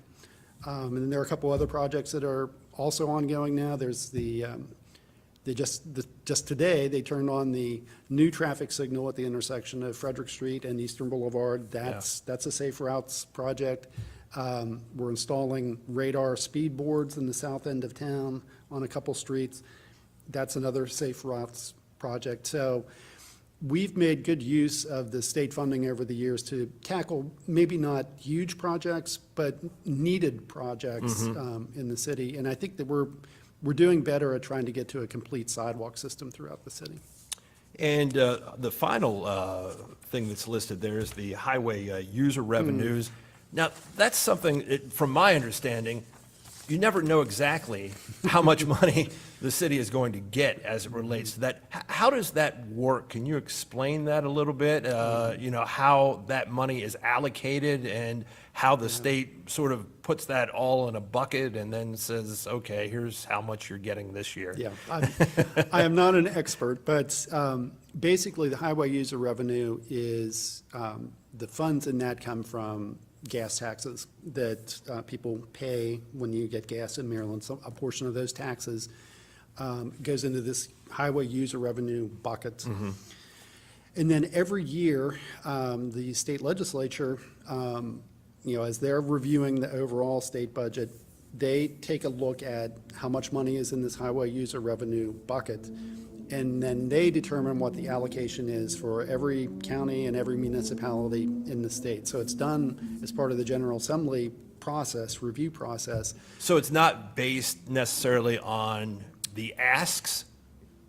Well, it sort of is, because the city, just like every municipality and every county, we have to keep track of how many miles of public streets we have. And that mileage, Okay.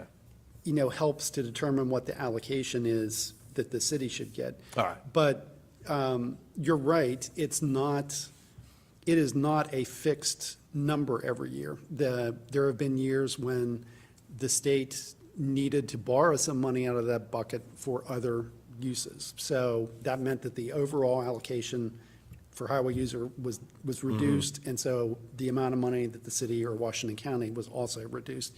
We're still, probably about 10 years ago, we used to get, I'll say, significantly more money in highway user revenue, and then, probably 7 or 8 years ago is when they changed the allocation and made cuts to the program. And they, since then, are starting to build that funding back up and trying to restore that level.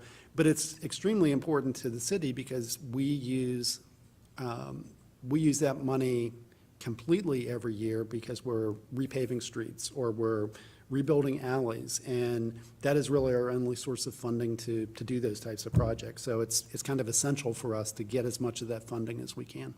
Are you nervous at all when you, when you turn these into the state? I mean, you probably have in your own mind what you hope will happen, but then once you submit the request, it's sort of like, okay, it's out of my hands at this point, and you hope for the best, certainly. Yeah. But at the same time, I mean, is there anything extremely critical here that just needs to happen? Well, for day-to-day operations of the city, the only one on the list that affects us, I'll say daily, is that highway user revenue, because we rely on it. Right. But the other priorities, for different reasons, they are priorities and they are important. Right. And,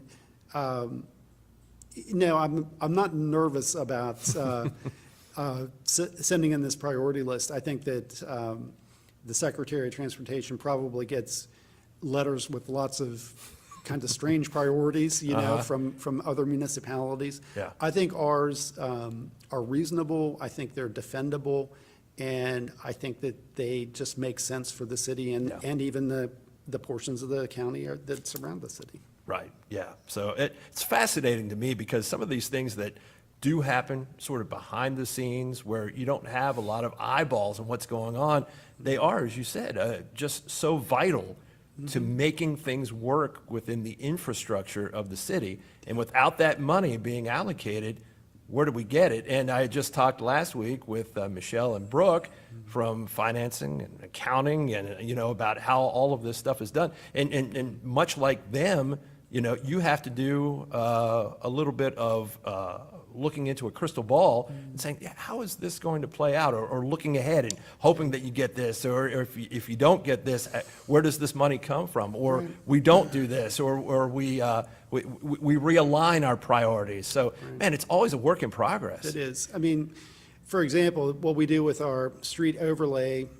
contract every year is we typically put that project out to bid before we know what the final highway user revenue number is going to be. And the way we write the contract is we have a list of streets that we want to repave or that we want to redo, and we basically tell the contractor or the bidders, once we know what our number is that we're getting from the state, we may do all the streets on the list. We may have to pull some of those streets off and defer them until a later year. So we do have some flexibility if we receive less funds from the state in any given year. The problem is that if that becomes a regular thing, we fall further and further behind in maintaining our street system, and it's just not a good place to be. No, it's not. So just to wrap things up, when do you expect to hear back from the state on this?